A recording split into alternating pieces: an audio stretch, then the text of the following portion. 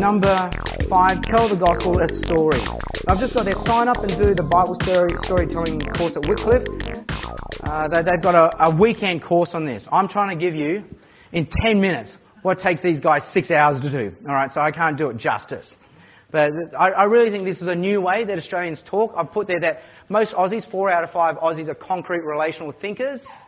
Only 1 in 5 are what are called abstract ideational thinkers. Most of our traditional ways of preaching, teaching, evangelism reach out to the 1 in 5, but we're not reaching the 4 in 5 Aussies who are concrete relational thinkers. We're not reaching the 9 in 10 non-Aussies who are concrete relational thinkers. And so Bible storytelling is a way of telling the gospel to these concrete relational thinkers. And it's simply telling people a story from the Bible. How do you segue into, hey, I've got a story in the Bible? Well, there's several ways. If you've done their story, your story, Bible story, all you have to do at the end of your story is say, oh, listen, I've heard your story. I've just shared to you my story. I want to tell you a story in the Bible now that really explains what I'm talking about. All right, so that's very smooth.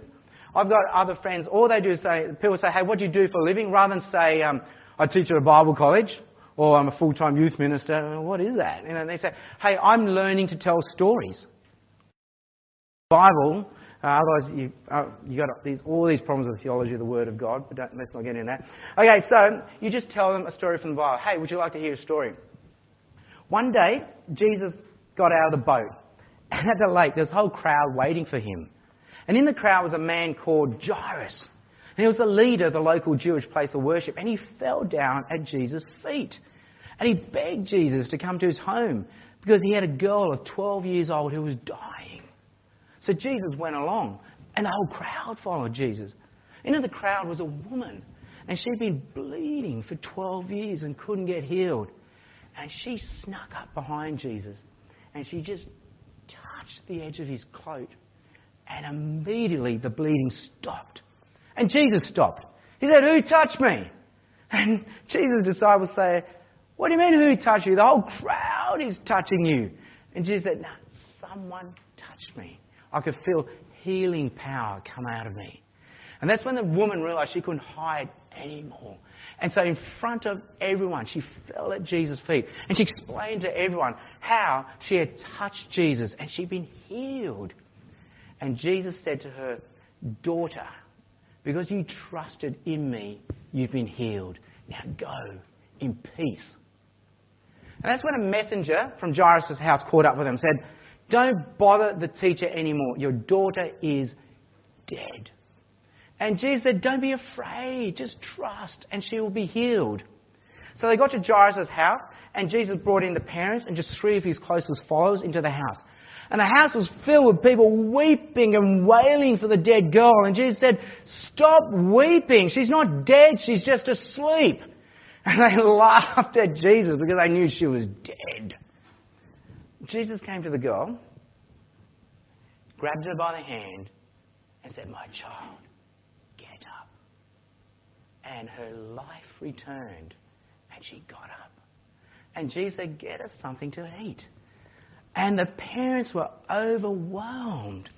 But Jesus said, shh, don't tell anyone.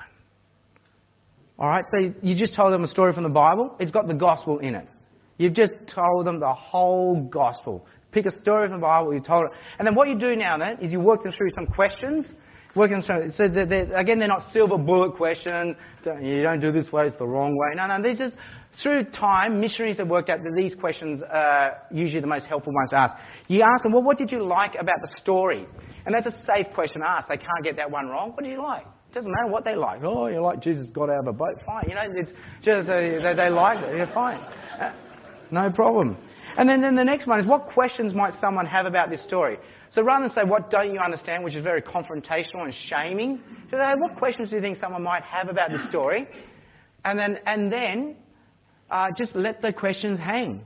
Don't feel like I got to jump in and answer that one and jump in. Just let the questions hang.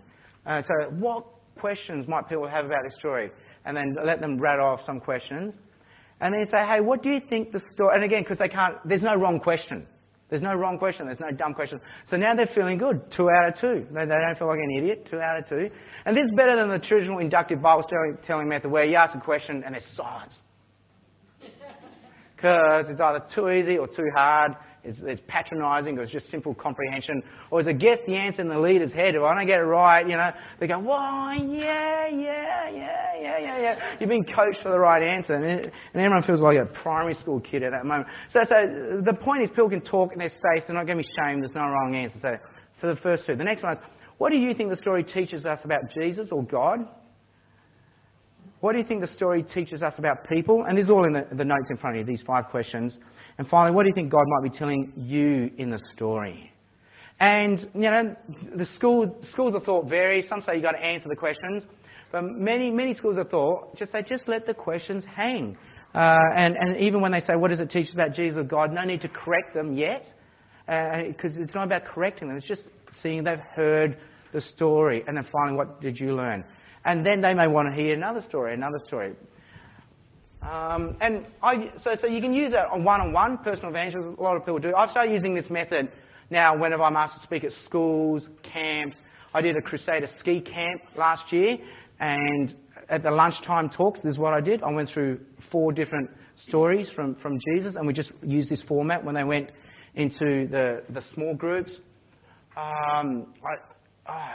There's just 100 different formats. I just had another one to share with you. I just can't think of it right now. But I've seen these used effectively for Christians and especially for non-Christians. It's just a very effective way of sharing the gospel.